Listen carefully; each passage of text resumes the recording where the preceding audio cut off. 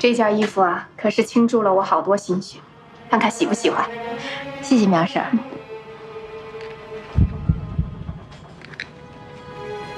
我很喜欢。走了。小慧，老家来人，还想见你。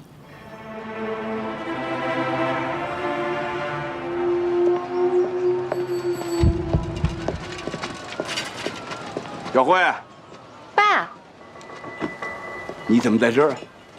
啊，给你做了一件衣服，你看。哟，好端端的给我做什么衣服呢？不是女儿一片孝心吗？哦，看看喜欢吗？女儿做的哪能不喜欢呢？嗯，走，回家试试去。好，我帮你拿。哎，走。哎呀，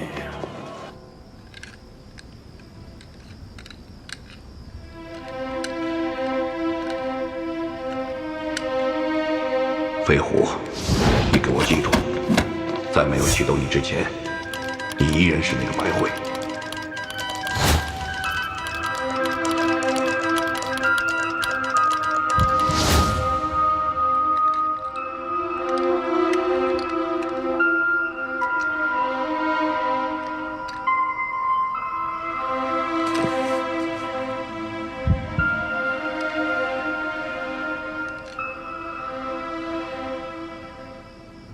同志们，水滴工程进行到关键的一步，到了哪一步，我们不需要知道，也不需要问，更不用讨论。但是我们要用我们的双手双脚，给水滴工程提供最安全、最可靠的设备。我们卯汉车间啊，是全场的标兵车间、光荣车间，所以吴瑞啊，咱这次焊接的东西，是不是季专家跟你师傅一起合计出来的？对我们的信任，那不用说，前辈给我们打下的坚实基础。我算看出来了，连专家都得听你师傅的。谁听谁的不重要，重要的是水滴工程觉悟。可自从稳定器的事情出了以后啊，别的车间主任在我这儿议论纷纷，咱们得要这张脸啊，是不是？是。这次任务，我们卯汉车间一定要鼓足干劲，加班加点，保质保量，争取提前完成组织上交给我们的任务。大家有没有信心？有。好，开工！哎，走！吴瑞，咱俩关系怎么样？没话直说。我看这次动静这么大，我估摸着水滴工程也到了关键节点了。这个以后我有没有表现机会，可就不好说了。你能不能跟你师傅说一下，通融一下？通什么？我想拜师。你要拜师？啊，我不抽烟。拿着，参加水滴工程不容易。如果要是能在胜利结束前呢，我能学点本事，我才算没白来啊！跟着牛师傅有前途。你拜我为师呗？那不行，你不是我师哥吗？我可没认啊。师哥，你帮个忙，我以后怎么带师傅就怎么带你。我买瓶酒去。你想喝酒了？师傅好酒。好嘞，师哥，我这就去办。哎，回来！之后当着外人面别叫师傅师哥。为什么呀？大家都来拜师，师傅收得过来吗？好嘞。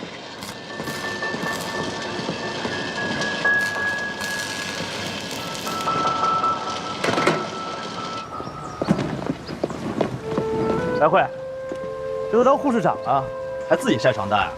也没人帮帮，这不是很正常吗？那你来帮我。好啊，这样，我求之不得。我知道你会来的。白慧啊，其实我最近天天想你，每天都在想，就是因为这个工作啊实在是太忙了，没时间来看你。忙点是好事啊。你知道吗？其实你工作的样子还挺迷人的。真的？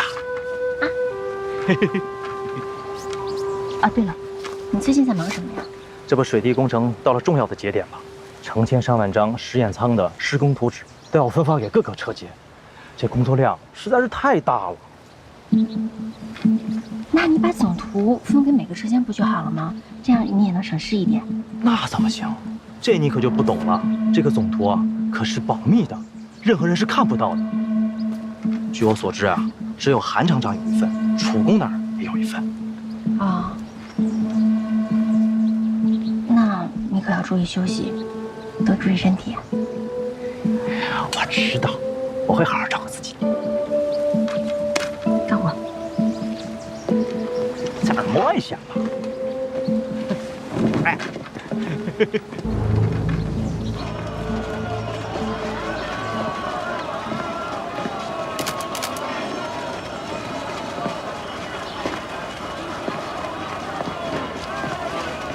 来个落着。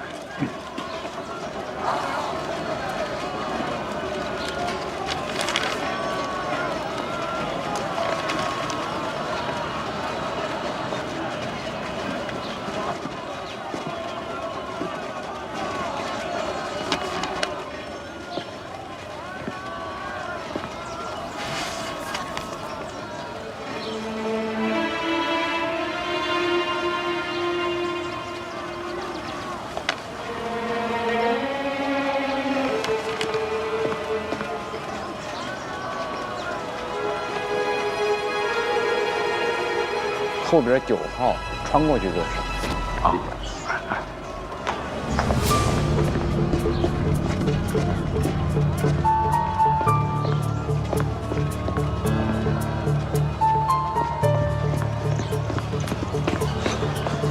大爷，刚才那个穿西装的都问您什么了？他问我哪有茅房，我一看他是个干净人，我就想啊，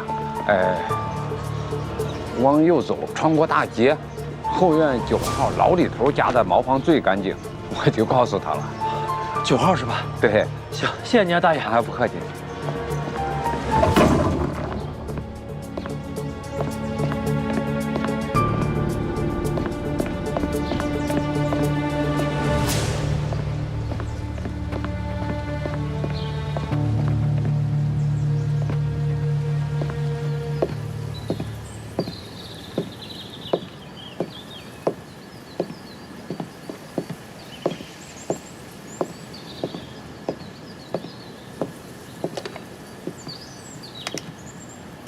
这里的景色很美吧？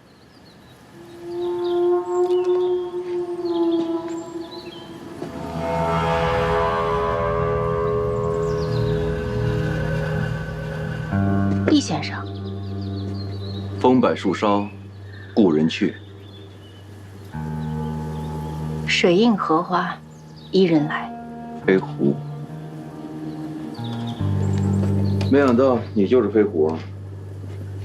南山少年班一共14个人，大多凋零，没想到你飞狐还在。自从启动你之后，你跟蚯蚓配合得非常完美。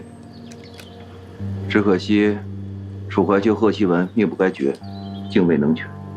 我来面见长官，不是来听长官表扬的。你很清楚啊，你的父亲就是鬼骁，保密局老人了，为什么迟迟不肯回队？那是他的事，我不会逼我父亲做他不愿意做的事。你应该不会忘记，你的亲生父母是被共党所杀，你就不想报仇吗？这次的磐石行动，需要我们所有人精密合作。没有我父亲，我一样能完成。说吧，什么指示？这次他们的封闭实验舱是生存实验，也是我们最后的机会。寇老师说，你一定不会忘了他的救命之恩，全力完成任务。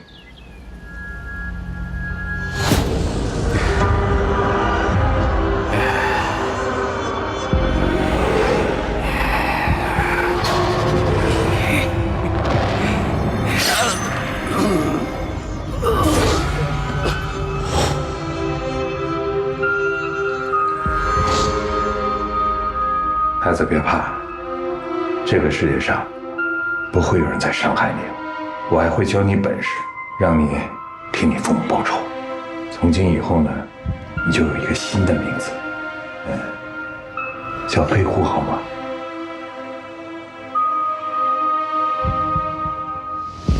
寇老师都还好吗？他很好，他对你抱着极大的期待。事成之后，他会亲自到香港接你。飞狐，你这次的任务非常重要，你要拿到他们封闭实验舱的总装图纸。据我所知，他们把图纸分成几块，各车间各司其职，没有几个人能接触到总装图纸。你刚刚不是说，没有你父亲，一样可以完成任务？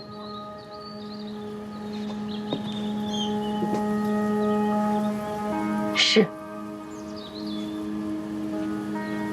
请长官等我的消息。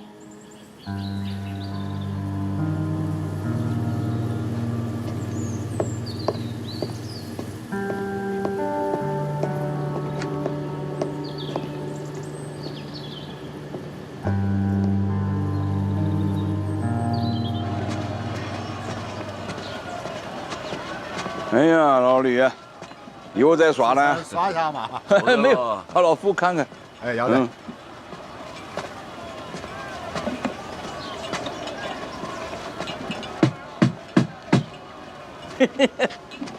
老夫，老白啊，怎么样？最近心脏还好啊？还好还好。哦，那个药还按时吃呢吧？吃的。哎呀，今天怎么得空过来了？咋得空过来？饭，找老朋友聊聊呗，喝茶。老夫，哎，你还记得吗？4年前，我这托你帮我找个酒窖，没忘吧？没忘，这是我唯一没帮你办成的事儿。咱们卢门一共3个酒窖，其中一个市政修管道给扒了，还有2个现在都在酒厂。你一直找酒窖干什么？哎呀，有些事儿不大，但是呢，堵在这个胸口上啊，压得我还真是喘不过来气来。这个事儿要是干不成，我是有点不甘心了。你不说，我也不问。就凭你救我一命，我就是投工地，也要给你找出来。有劳你这心了。喝茶喝茶。哎呀，添麻烦呗。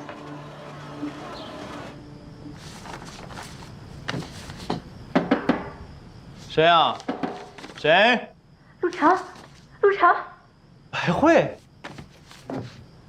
你怎么来了？你怎么来了，白慧？陆成，救救我！有人要追杀我！追杀？怎么了？到底发生什么事了？你还记得那块钛合金吗？我记得。被我老师拿走了。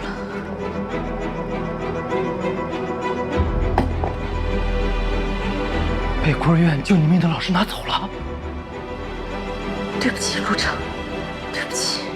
前2天我去看他，我跟他说我找到了可以托付终生的人，还把那块钛合金拿给他看，我说是我们2个的定情信物。他听到后特别开心，还说想帮我把我们的名字刻在上面。我当时特别激动，我就毫不犹豫地给他了。可是今天我去找的时候，他说他把那块钛合金送往台湾了。台湾？对不起，陆成，我没有想到我老师是特务。举报他，赶紧举报他！我是想举报，我第一想法就是举报。可是他威胁我说，如果我敢举报他，就把你偷钛合金的事情说出去。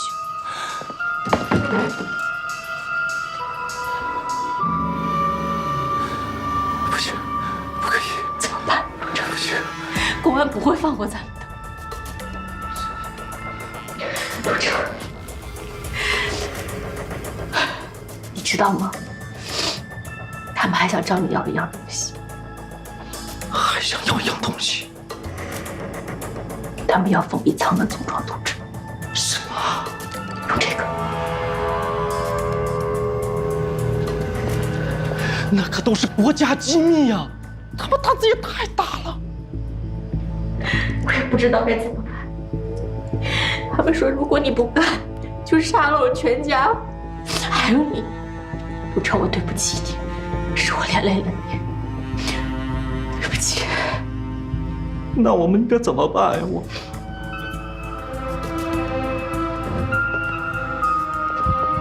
还有一个办法，他们说，只要你能拿到图纸，就会给我们一笔钱，安排我们去香港。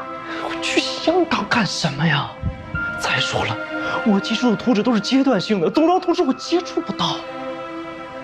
我理解你。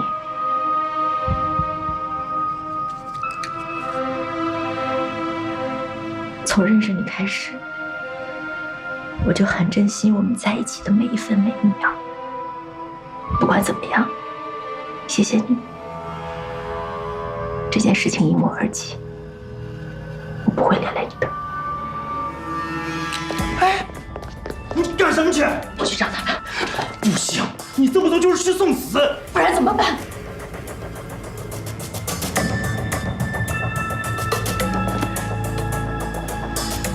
万辉，我不能没有你，我们一起想办法。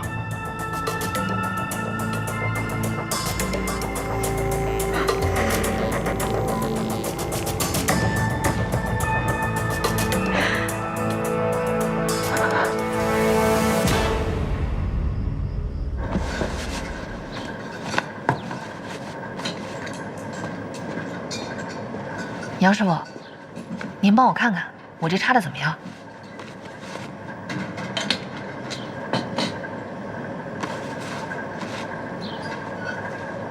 你这插麻绳有意思哎。啊，我是瞎插。还是怀疑我呗？不是，杨师傅，这事儿现在不还没有调查结果吗？我们也是一种调查方法，您别多想，帮我看看。说实话，当然了。不怎么样。啊？你这个是斜着往里插的，我们管它叫麻花插法。麻花插法？那这还有别的插法？是这样啊，你别小看一个小小的插钢丝绳，这里边学问大。就好比这个练拳，分个南拳北拳。什么意思？就是插钢丝绳也分南北？这个是工人用签子的手法不同。这个麻花插法呢是斜着往里插的，顺着这钢丝绳的纹路呈45度角斜着往里插，而十字插法呢是呈90度角直着往里插。所以这是北方人的插法啊？那南北是以什么来分界呢？这也就是个大概，就好比什么关外呀、天津啊、河北、山东啊，这些都属于北方。南方呢，就包括我们这地儿，还有什么武汉、上海啊，属于南方，大致都这样。啊，谢谢啊，杨师傅。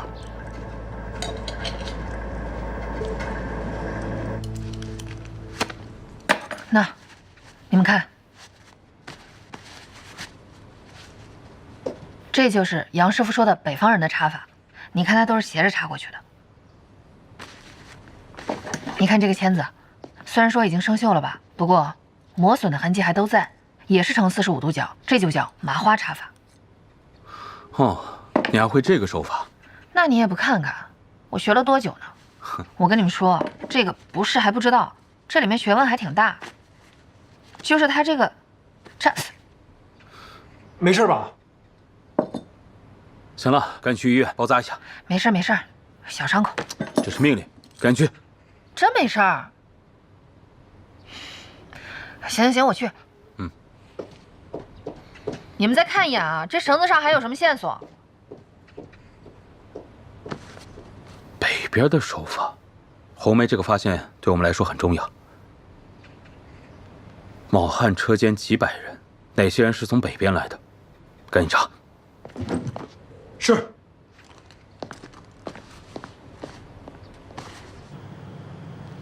这好好的。工人的活你也学，要想知道梨子的滋味，就要自己亲口尝一尝。但愿这个案子能早点找到突破口。那你找到了吗？至少现在可以缩小范围。不过，不许多问。白大夫最近怎么样？我爸还是老样子。哎，对了，哪天你跟大娘有时间来家里，我给你们做好吃的。哼，他呀，忙得很。红梅，有一个重大发现，咱们都忽略了一个人。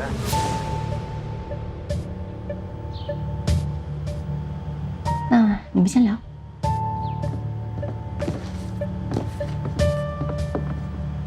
谁呀？穆公所啊，有一个人也会查钢丝绳，叫房凯，前2天刚请的假。穆公所？什么请假理由？说是他老婆这2天要生孩子，明天才回来上班。卯汉车间没结果，来了个穆公所。先调档案，明天去会会他。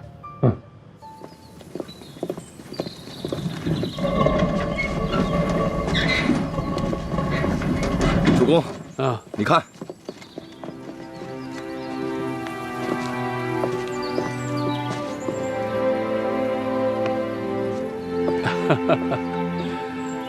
没想到啊，这厂子后面还有这么大的防空洞啊！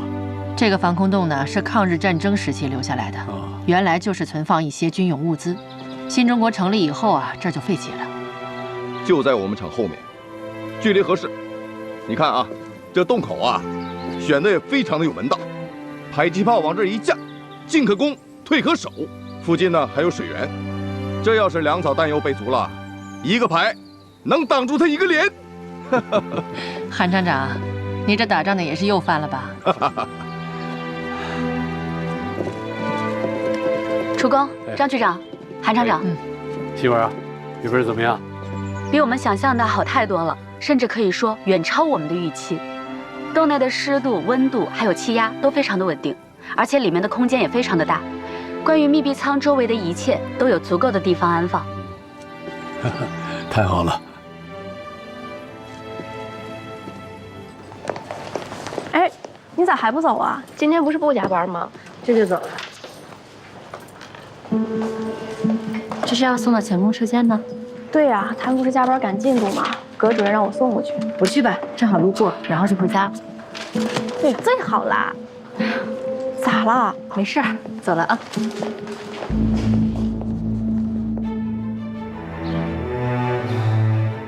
但是他威胁我说，如果我敢举报他，就把你偷钛合金的事情说出去，他们要封闭舱门，从装统治。他们说，如果你不办，就杀了我全家，还有你。从认识你开始，我就很珍惜我们在一起的每一分每一秒。不管怎么样，谢谢你。白慧，我不能没有你，我们一起想办法。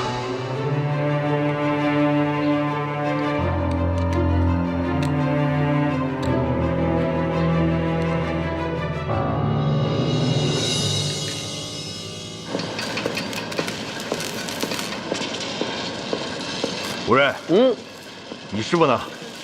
师傅在外边看料呢。怎么回事？您看看吧，又坏了。又坏了？哎，主任，您来的正好，这个机器又坏了，您赶紧给看看吧。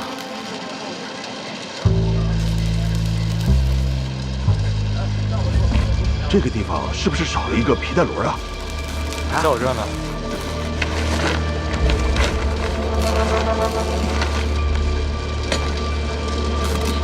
你看看，你看看，要我说呢，关键时刻还得是咱赵主任。这些名单上的人呢，都是从北方来的，一共有152个人，但是会插钢丝绳的只有21人。好，缩小范围就好办了。先不要声张，这21个人，我们逐个排查，我就不信抓不住他。是。白慧姐，再见。哎，再见。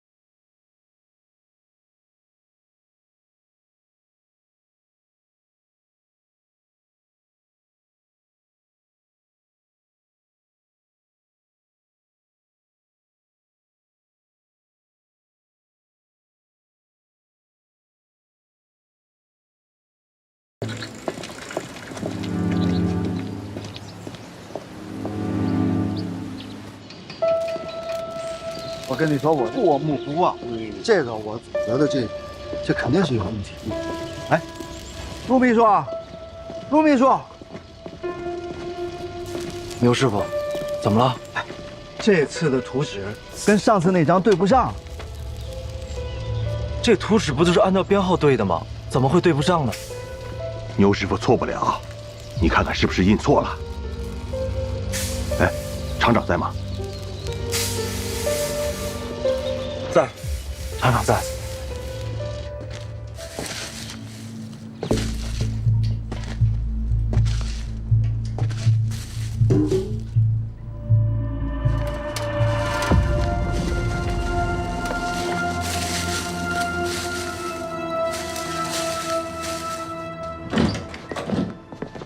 厂长，厂长，团长，哟，牛师傅，赵主任，有事啊？厂办今天下发的图纸跟我前天干的活对不上。厂长，这图纸都是按照编号发的，不可能错的。先别争，我看看。你看，这个。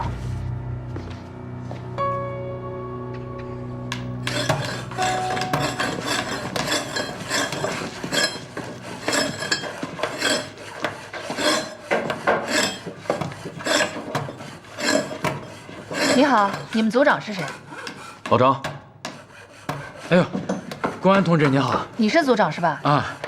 哎，小刘，哎，你先停一下，把那木头搬一下。好嘞。公安同志，我听丁国安说了，您是来找房凯的吧？对，他人呢？他说是来上班，但是又没来。他媳妇儿难产，被抢救过来以后啊，身体一直很虚弱，家里也没有个亲戚朋友帮忙照顾，所以他一直在家帮忙照顾。你知道他住哪儿吗？好像是河堤路登阁巷。好，我了解了，你先忙。哎，有事您再叫我。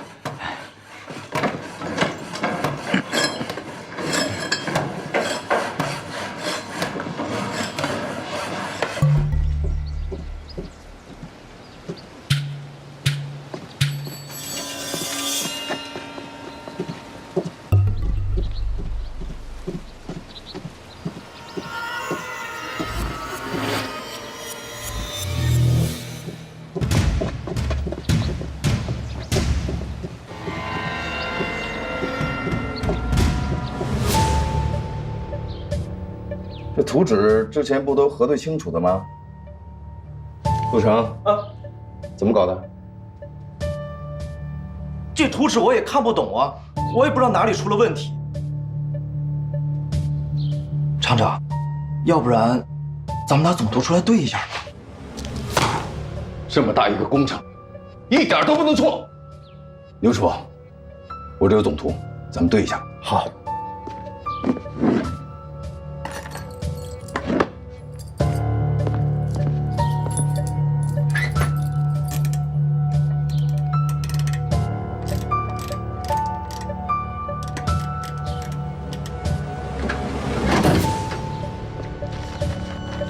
来这边，眼镜。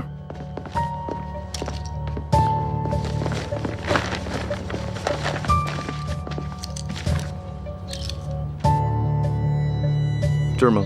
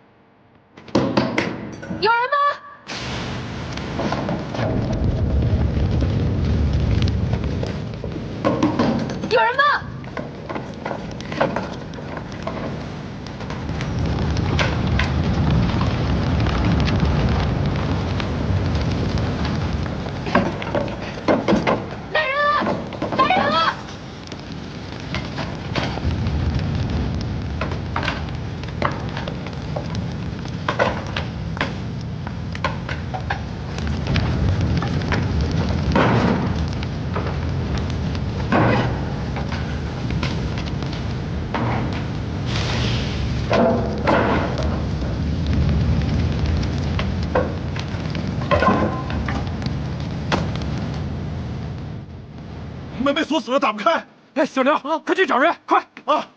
来人呐，救火呀！快救火！没有人吗？我是庞红梅，快开门！庞公安在里面。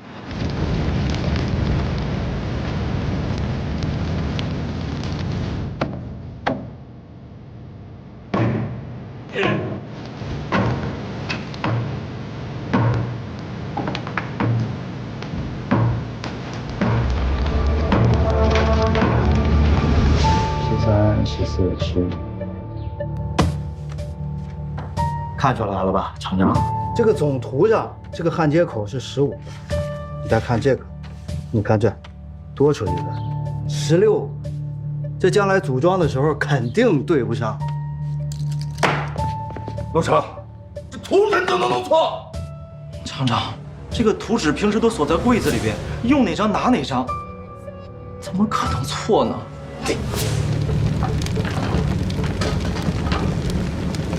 这是非常关键的一步。没错。快，着火了！木工仓库着火了！快跟我来救火！快！哪着火了？木工仓库着火了！快走！这边，快！照门！快，照门！组长，水来了！来，快住！里边有人在里面，庞官在里边，庞红梅，对，就是他。不行，这个太小，对，换不到。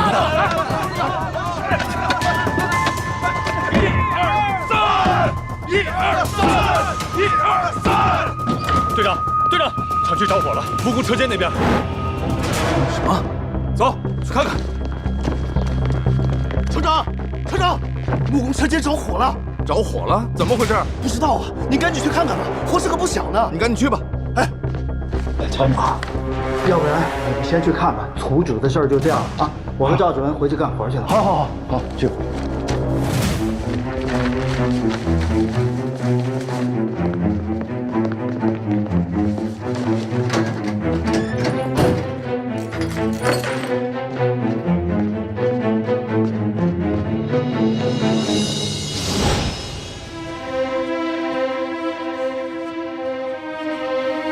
陆成，谢谢你。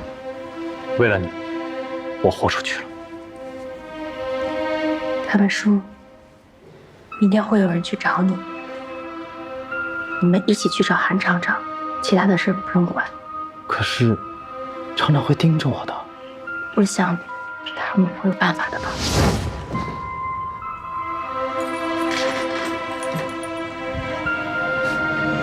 1、2、3！快拿水！叫水！庞红梅，小心点，拿水啊！快！给我拿到保温器，拿点水来！去拿水，快给我拿水！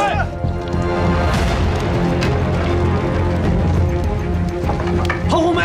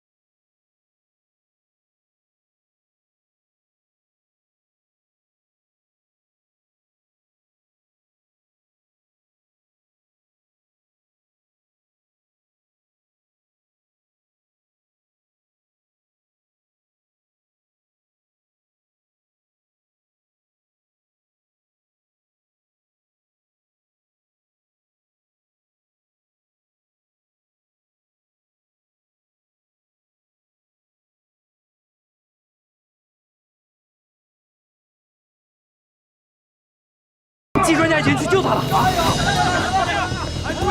赶快，快打水啊！快！季专家，怎么了这是？没事吧？红梅晕倒了，送去上医院。快送医院！陈队长，这到底是怎么回事？不知道是不是事故，还是人为破坏。就这破仓库，什么值钱都没有，他们烧这些干什么？但是红梅刚才被困在里面，也许敌人是故意针对红梅的特务，到底是什么目的？很有可能是制造混乱。队长，李姐，马上组织力量去专家楼。是，童斌，马上去卯汉车间加强守卫和排查。是。其他人跟我救火。哎，韩站长。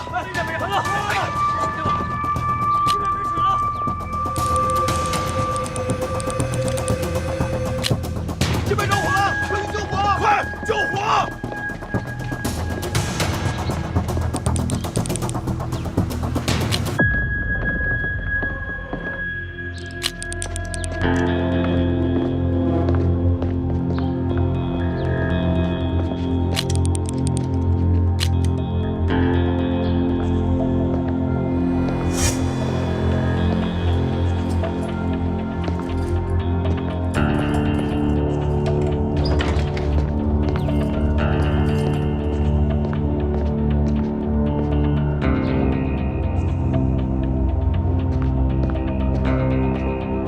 陆成这小子，人跑了，也不知道把我钥匙收起。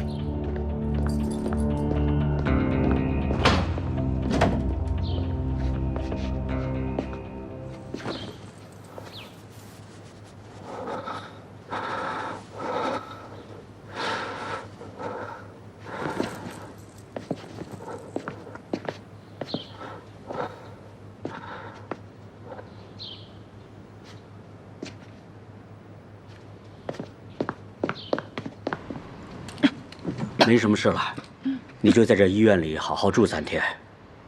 这次真是太悬了，要不是白慧急救的及时，还有季专家，要不是他及时把你背出来，可真就出大事了。好，你们聊，有什么事找我。谢谢。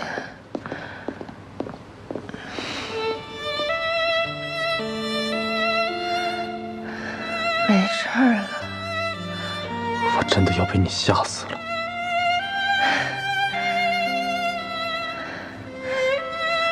季丹阳同志，你是专家，就算我在火场里，你也应该保护好自己，不应该来救我。在你面前，我不是什么专家，我就只是季丹阳，刀山火海，我也都不会让你出事。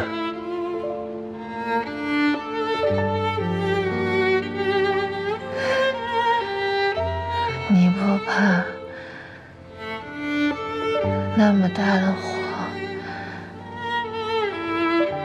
就那样闯进去？没顾得上怕。现在想想，有点怕。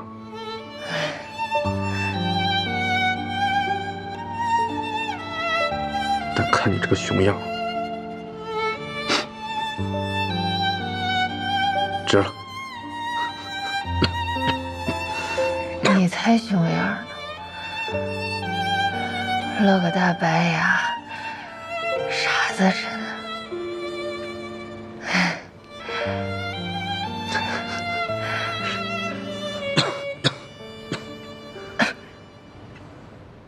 队长，宝汉车间、油库等重要场所都没有什么异常。队长，专家都一切正常，立刻封锁现场。是。队长，有发现。这应该是蚁缺引起的爆燃。蚁缺爆燃？经过化验，这是白磷燃烧后留下的痕迹。那现在就可以判定，白磷自燃引起的蚁缺爆燃。对。可是这所有的重点部门咱们都排查过了，并没有发现什么异常。你说这特务到底是为了什么呢？难道就是为了除掉红梅吗？我没对他们产生什么威胁。高思成一定就是钢丝省。就算是为了这个，难道除掉红梅就能阻止我们破案吗？我们的敌人雪狼不可能这么简单，不能排除这是敌人一次很周密的破坏行动。队长，你是说他们还有别的更大的目标？不能排除。目前我们厂内什么最重要？密封舱的制造工作。密封舱的制造，每一个车间的任务都不一样。如果我们的敌人目标是这个的话，那只有一种可能：密封舱的设计总图。这总图一共有2份，一份在韩厂长那儿，一份在楚工那儿。现在已经可以确定，楚工那是没有问题的。其他人跟我救火！别受伤了。韩厂长，丁杰，跟我去韩厂长那看看。是，走。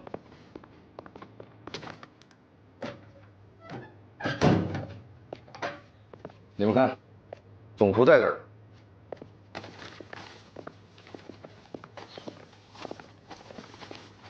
哟，专项组的同事在呢。嗯，韩厂长，在着火的时候，您确定您没动过这个总图吗？着火的时候，哦对，陆成带牛师傅和赵主任过来对图纸，拿出来看过。是的，派发的图纸对不上，所以我只能过来对总图了。啊。哎，厂长，这是你要的资料。好，你放那儿吧。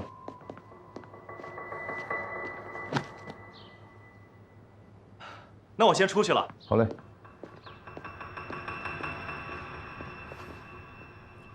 韩厂长，着火以后你去了现场，那这个总图你是怎么处理的？我当时把总图锁在保险柜里以后，我就去着火现场。啊。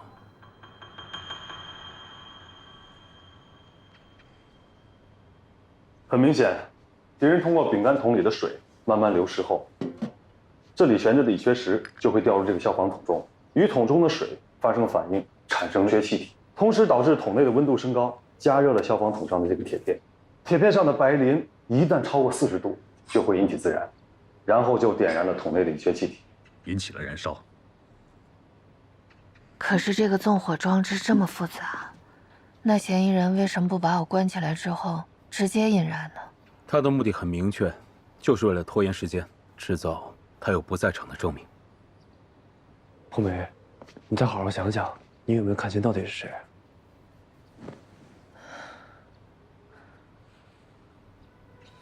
他一直用毛巾蒙着脸，我虽然跟着他，但始终距离不是很近，而且自始至终呢，我只能看到他的背影。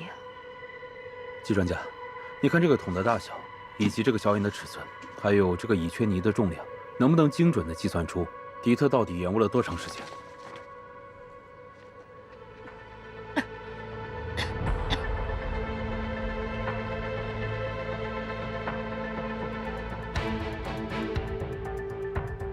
根据你们提供的数据，我推算出这些乙炔石反应前的重量约为500克到600克之间。所以，当这个桶里的水低于1公升时，这些乙炔石便会落入水中，产生化学反应。而这个桶的容积是4公升。根据桶上小眼的直径所能产生的流速，我的结论是，在桶里水加满的情况下，最多需要5到5个半小时，便可达到燃烧效果。5个半小时，这中间出入木工组的人可太多了，能不能再缩短一点时间？这个没什么办法，因为我不知道他们具体装了多少水，只能按照最大值来推算。啊，没关系，这样已经非常好了。至少我们现在的目标明确：第一，在这个时间段内，都有谁经过案发现场；第二，白磷，什么地方会出现白磷，从场内到场外都必须严密搜查；第三，一定要查出这个饼干桶的主人是谁。董斌，这件事情交给你了。是。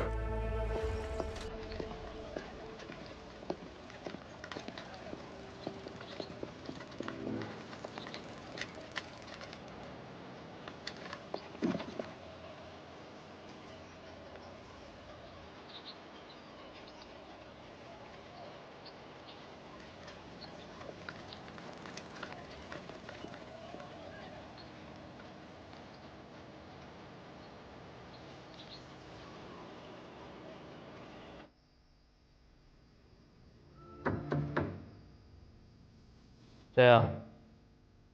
谁？是我。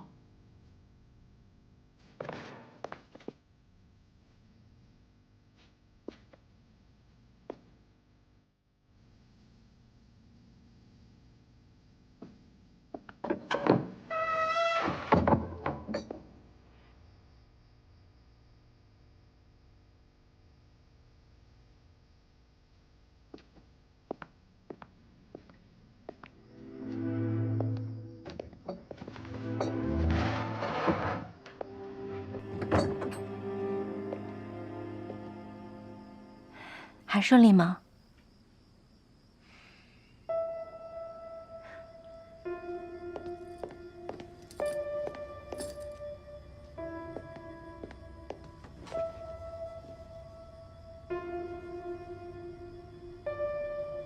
厂里是不是有特务？这我怎么知道？可是为什么木工车间会着那么大的火，还有人差点死了？那着火的时候，你看到图纸了吗？到底是谁在配合我？你让我给图纸拍照片，就有人把厂长调走。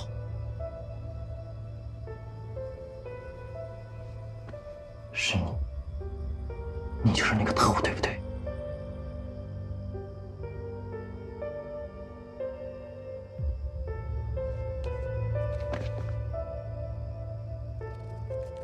你怎么可以怀疑我？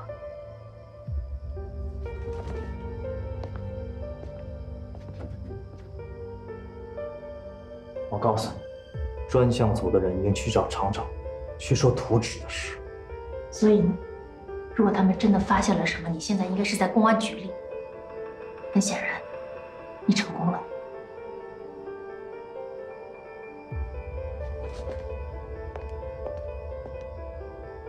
陆成，相机给我。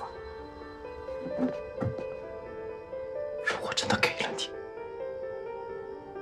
就再也没有回头路了。那块钛金属样品已经在台湾了，我们已经没有回头路了。我们现在只有一起坚定的走下去。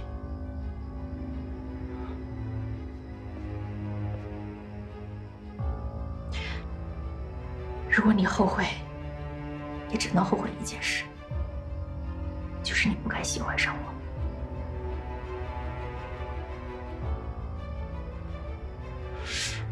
我是不应该喜欢你，更不应该给你写那些诗。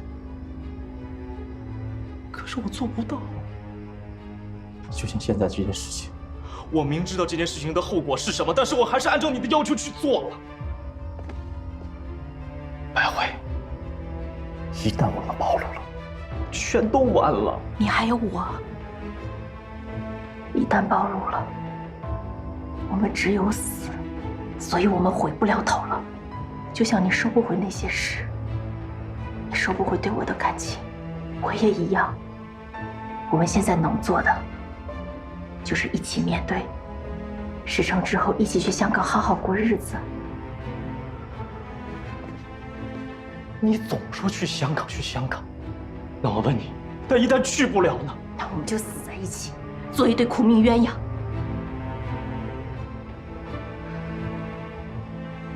对不起，陆成，对不起。我知道你是有志青年，你有你想做的事情。是我太自私，我打破了你的一切。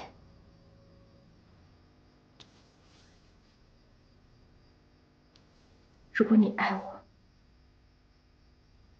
就请你相信我。相信我。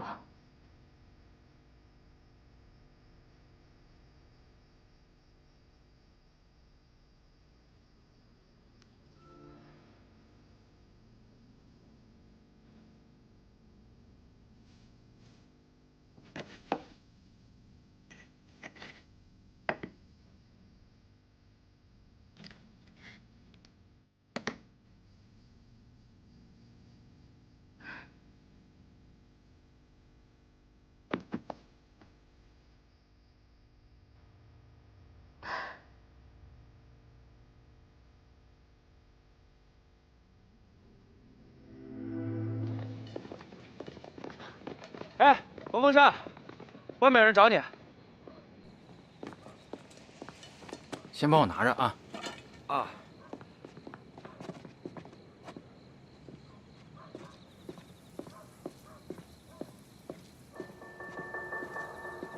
我在这儿呢。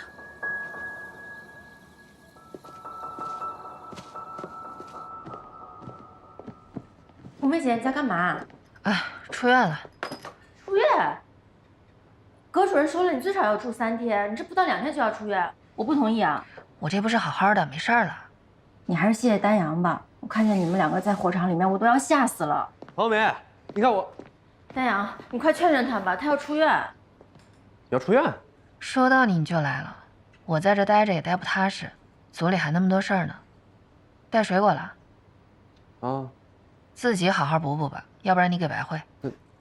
哎，我不吃，你还是自己留着吧。你看你这脸色又没休息好吧？要不要我给你熬点药补补？要补的话，整个专家组都得补补。没办法，接下来的生存实验才是水滴工程最大的挑战。生存实验，危不危险？只要做好保障就不会。哎，对了，白慧，你们医保小组也要参加。好啊，那我第一个报名。实验在哪？在场外，具体地址主公他们还在找。哎，你身体行不行啊？你嘴唇还白着呢，要不再住2天吧？跟你说了，我好着呢，放心吧。哎，那水果自己留着吃吧。那要不自己吃吧。哎，送不出去了这。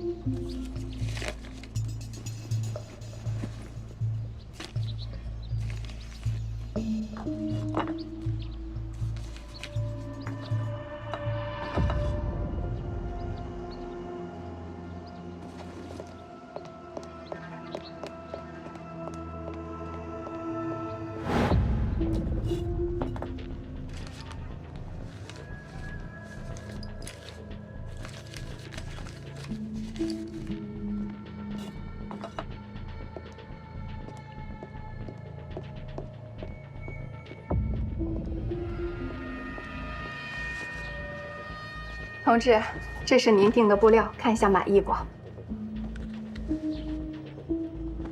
满意。微部刚传出来消息，目前仪器厂正在寻找可以组装密闭舱展开实验的地方。这么大的设备，能在哪儿组装啊？应该是他们厂内满足不了需要。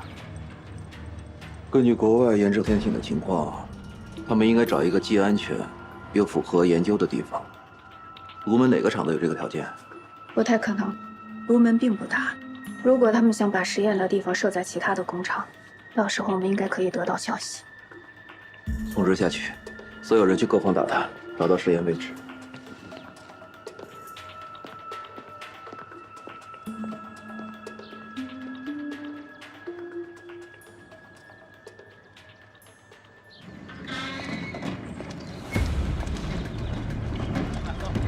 快点，注意安全啊！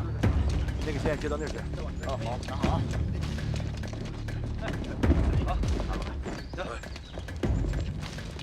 王师傅，哎，郭军。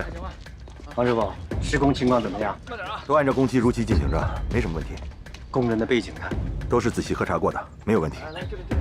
目前进入的工作人员不得出声，一定要严格遵守规定。明白。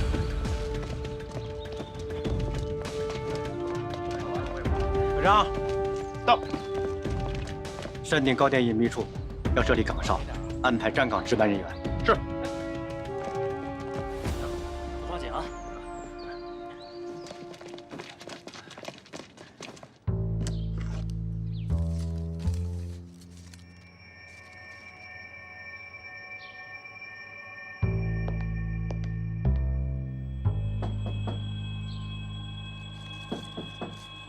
谁啊？厉先生，要打扫房间吗？不用了，我今天很累，已经休息了。好的。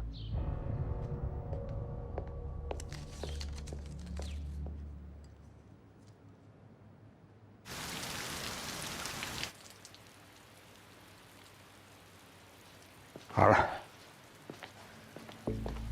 我以前也做过针灸，没想到白大夫的治疗这么疼。不是什么人都这么疼的。看来我跟别人不太一样。不是什么人都有这种感觉的，但你不一样，你这个病嘛，就是要以疼治疼。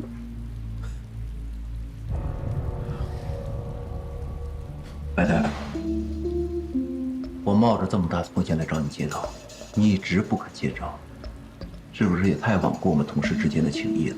就连你的老长官徐文正，他都不敢这么对我。哼哼，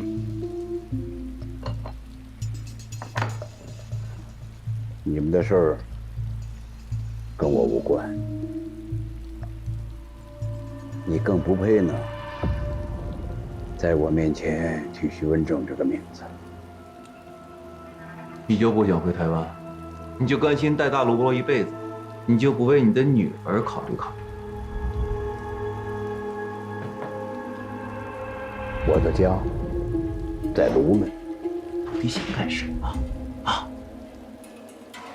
你难不成要把我们所有人都挖出来，然后向共党告密吗？我要是告密，你们早都死定了。我不管你是什么身份，也没有资格在我面前指手画脚的。哪怕就算你是从台湾来的，我也不在乎。我对你们的行动计划不感兴趣，我不想参与。但是既然嘛，你来质问我，那我也问问你，当年你们是不是逼着我的女儿做了什么见不得光的事儿？啊？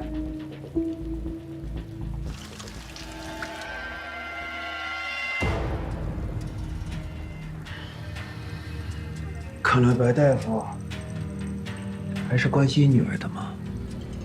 放心，她太年轻了，雪狼只是想以她逼你出山罢了。我不会伤害她。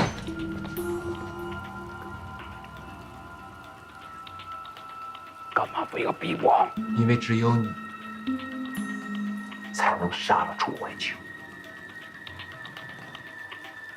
这么多年，你们做事的手段还是这么下作，无耻！你急什么？疼死你！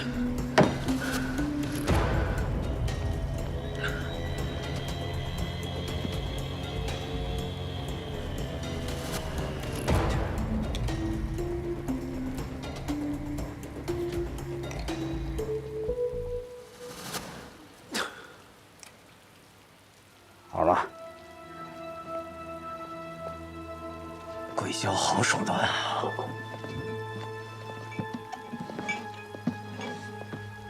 你今天对我所做的一切，我会如实禀告寇长官。随你的便吧。我再多说一点，我们对你可是知根知底。小心我把你所有的资料送给共党，我让你的女儿前途尽毁。你敢！别逼我，否则的话鱼死网破，咱们谁也别得好。真的打算金盆洗手？出山可以，还是那句话，让雪狼来请我。雪狼要是死了呢？那好啊，那我就金盆洗手，好好行医了。我是雪狼的长官。你？雪狼说的吗？去，让雪狼来替你证明。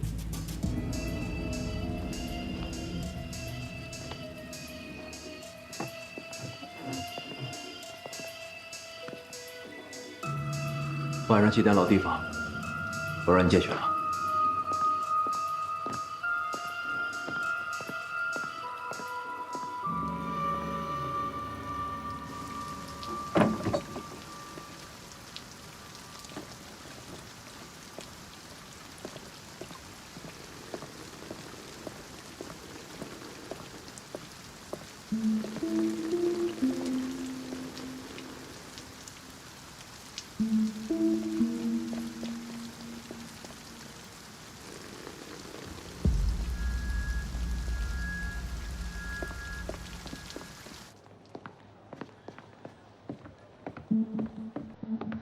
白慧，怎么样了？东西给他们了吗？事情解决了没有啊？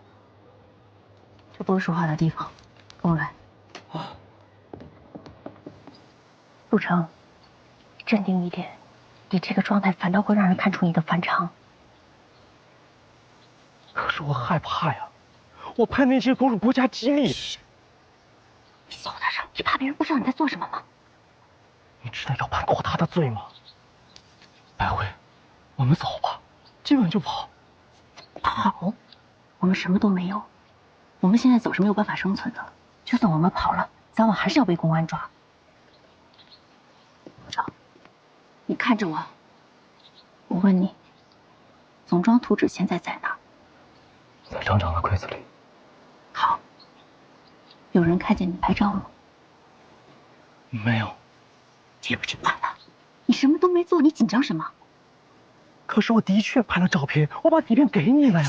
你不要再跟我说这种话，我不知道你在说什么。我没有拍照片，根本就不存在你把底片给我这件事。什么意思啊？就是你什么都没有做，你这么紧张反倒是自寻烦恼。白慧，你怎么一点都不害怕？怕能解决问题吗？我不怕是因为我看到了我们的未来。我们的未来将会是美好和幸福的。我在为我的幸福而努力，我有什么可怕的？陆成，你再忍耐一下。老师说了，他会以你的名义在香港准备一个账户、一个房子，等那边一切都安排妥当了，我们就离开这儿，好吗？陆成，你要坚强一点。你现在就是我的精神支柱，如果连你都倒下了，我就真的不知道该怎么活下去了。你答应我，你再忍耐一下，为了我，为了我们美好的未来，忍一下好吗？好，我一定好好保护你，不能失去你。有人来了。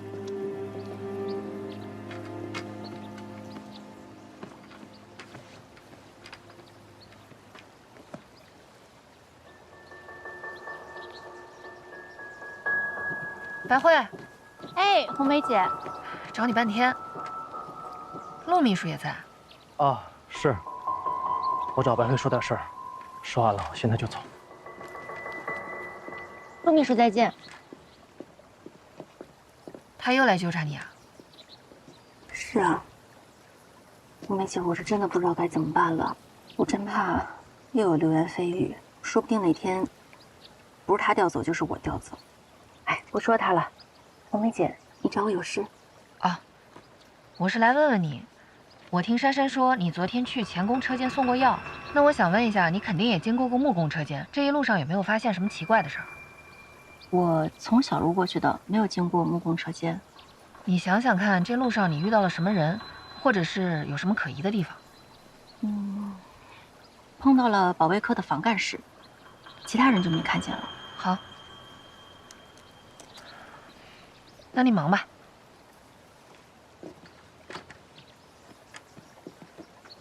那个，我虽然也没什么感情经验，但陆秘书的事儿，你当断则断吧。我知道了，红梅姐。我要是能有你这样性格就好了。什么性格？干不离芦翠。忙吧。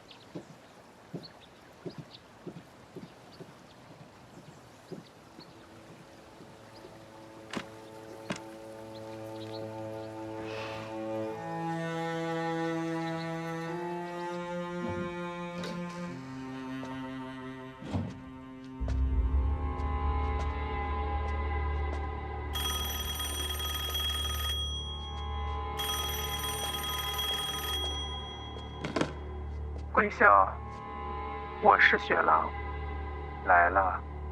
怎么的？今天还不打算露面吗？这是老规矩，也是为了大家的安全。为了你自己的安全吧。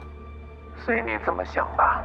既然这样，我还是那句话，咱们井水不犯河水，从此互不打扰。站住！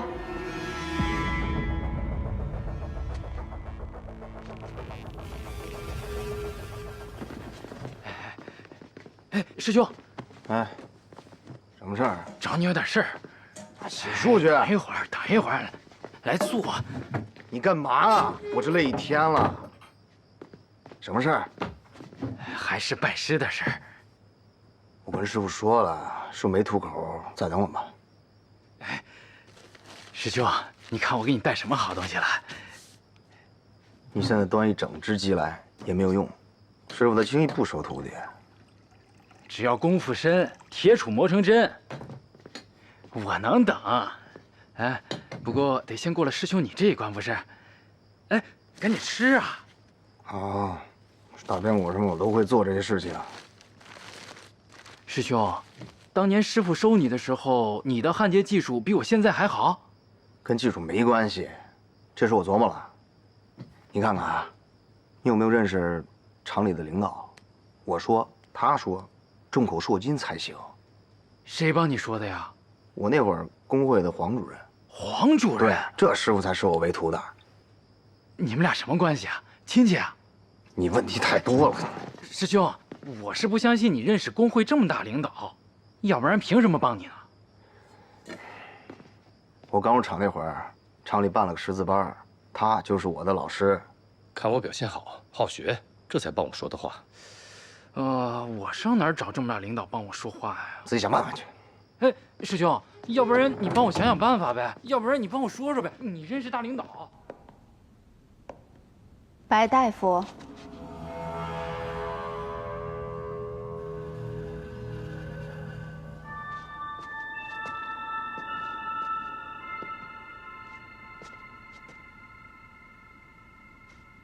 苗慧兰，不是雪狼。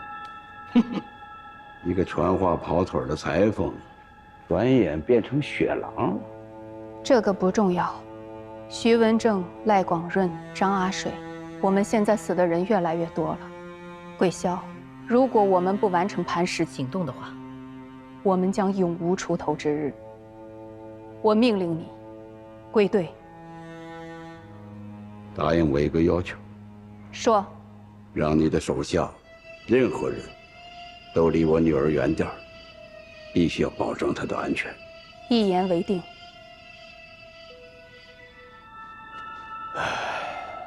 说吧，什么事儿？让我做什么？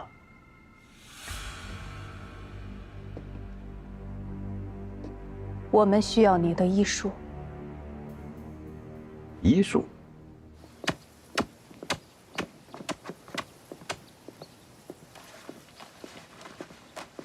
你怎么又来了？我想你啊！你知不知道，我现在一天见不着你，我心里就不踏实，我心里有多煎熬，你知道吗？我不是不想见你，是红梅姐给我敲警钟了，她眼毒，我怕她看出什么苗头来。这事儿她也管，这事儿她也管。既然他们都在查案，我们最好少在场面接触。这个时候可千万不能被公安看出什么破绽来。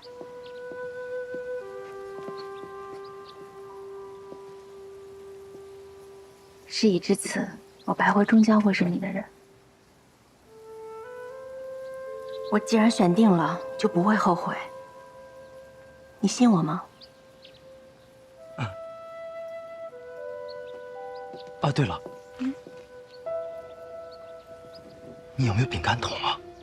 什么饼干桶？我听说专项组正在查饼干桶，好像和什么木工车间的纵火案有关。这事儿和你跟我都没有关系，别担心。我就是害怕呀！我现在做梦都想去香港，这个地方我一天也待不下去了，我就想天天守着你。老师说就快办好了，到了香港，别说我天天黏着你啊。瑞，快走吧，一会儿红梅姐又要来了。好，那你先忙啊。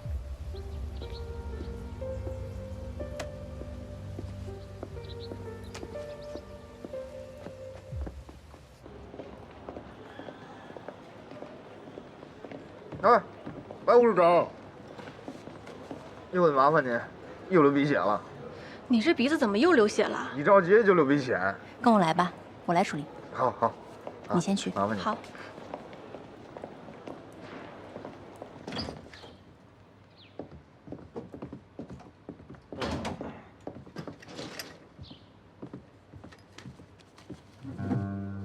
师姐交代的事情都已经办好了。你最近注意点，专项组正在查饼干桶呢。这么快？这是上峰给你的费用，以防万一。情况不对，赶紧走。还是师姐最关心我。可是现在，南山少年班只剩你和我了。这么多年，在你身边工作，我最踏实。一定要注意安全。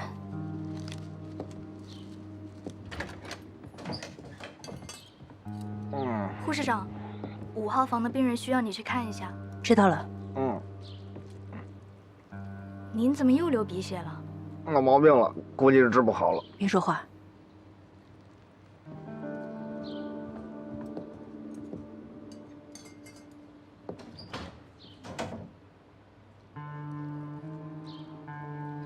走吧，这段时间没事尽量别来找我。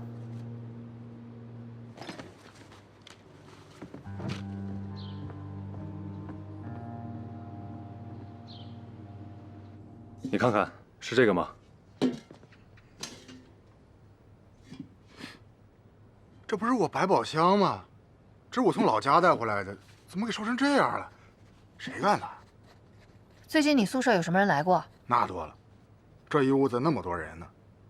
具体说说，包括最近你们都在忙些什么？我这除了忙工作还能忙什么呀？哎，对了，前2天休息，我、武瑞还有小嘎子晚上我们去捞虾，回来呢，武瑞教我们做虾酱，当时啊就从这个桶里拿出来过滤网。哎，对了，这个虾酱还在那沤着呢，来看一下。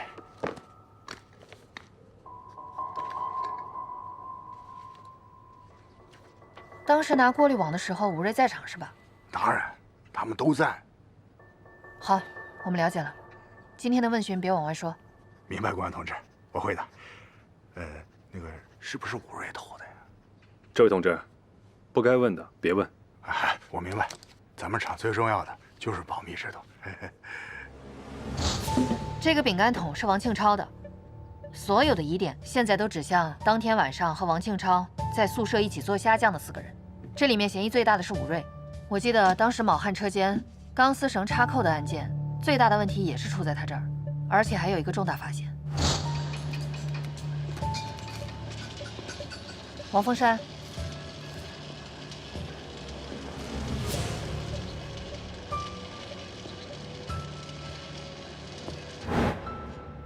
接着说。我通过王峰山了解到，我在这儿呢。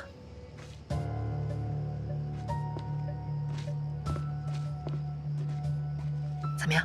武瑞最近没什么动静，现在大家都在忙着密封仓的活儿，武瑞跟着牛师傅挺辛苦的。你想办法侧面打听一下，当年他是怎么拜牛师傅的。另外，如果他提到一个造船厂叫黄吉庆的人，马上告诉我。啊，黄吉庆，我记住了。去吧。好。据王峰山说，武瑞当年是由黄主任介绍给卯汉车间给牛师傅当徒弟的，而这个黄主任叫黄吉庆，是潜伏的特务，当年被公安发现后拒捕，已经被击毙了。他之前有没有离开过车间宿舍？木工组的火是不是他放的？着火之后，有4个人离开过车间，分别是去找厂长的牛师傅和赵主任，还有就是武瑞和钱安康。钱安康是去车间组送货，武瑞说他是去车床车间给牛师傅取件了。牛师傅，哎呀，看来我们得跟牛师傅好好谈一谈。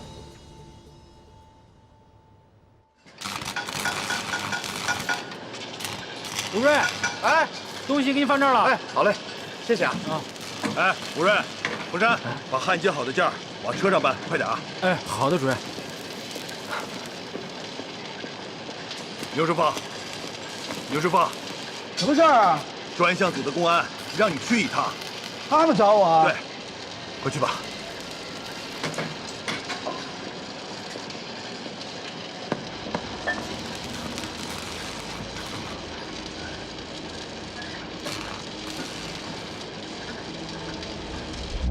陈队长，黄公安，有事儿。是这样的，牛师傅，我们呢想从侧面跟你了解一下这个武瑞。当年他进入卯汉车间，成为你的徒弟，是谁介绍的？我们大连造船厂工会的黄主任，叫黄吉庆儿。怎么了？到现在，我们也不瞒您了，黄吉庆是特务。特务？是。您帮我们仔细回想一下，前些天木工组着火之前，武瑞说他去车床车间替您取件了。那么，您想想，他去了多久？那天呀，去了个把小时，我还骂了他一顿，去取个件慢慢吞吞的。公安同志，武瑞这小子不……刘师傅，武瑞最近有没有什么异常？异常？嗨，这小子吧，平常油嘴滑舌的，人聪明，学东西也快，干活也不错，最主要，他对我好。要说异常嘛，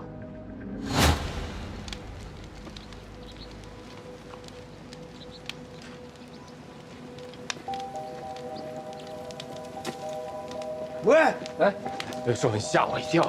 你小子干什么呢？嘿，昨天晚上抓2条鱼给您烤鱼吃，解解馋。我是说，你为什么把手套扔火里？哦，这手套破洞了，当火引子。你怎么就没有勤俭节约这根弦呢？这手套再破，它也是手套啊！你留着以后能换新的，你现在把它烧了以后怎么换新的？那师傅，我这急着给您烤鱼吃，你不必上纲上线，是不必上纲上线啊！这个，你小子就是哎。他说他是用手套去引火。是啊。可据您刚刚的描述，这火堆是已经着了的，为什么还需要用手套引火呢？对呀，火都着了，他还引什么火呀？这小子在跟我撒谎。队长，很显然，武瑞烧掉的那只手套就是杨德善丢失的那只，他这是在销毁证据。这小子跟了我6年了啊，我真是瞎了眼。我就找他算账。牛师傅，牛师傅，我们呢，倒有个办法。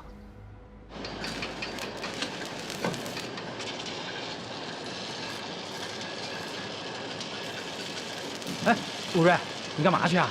上厕所去。哎，正好，走，一起去。干嘛要一起？你是狗皮膏药吗？谁狗皮膏药？我这不正好也要上厕所吗？好，那你去，我不去。别呀，一块儿去啊！哎，师傅，我们正要去厕所呢。哎，走，回来。我憋着，干活去了。哎，我干活了，牛师傅。师傅，我憋着尿。憋着。跟我过来。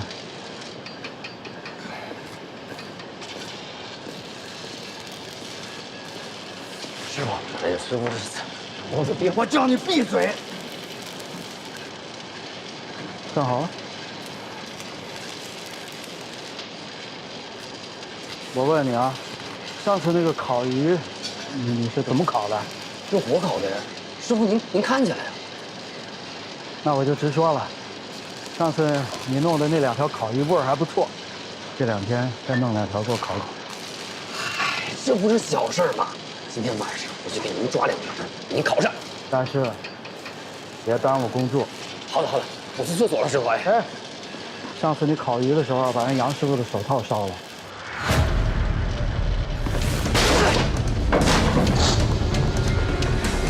武瑞，你跟我回来！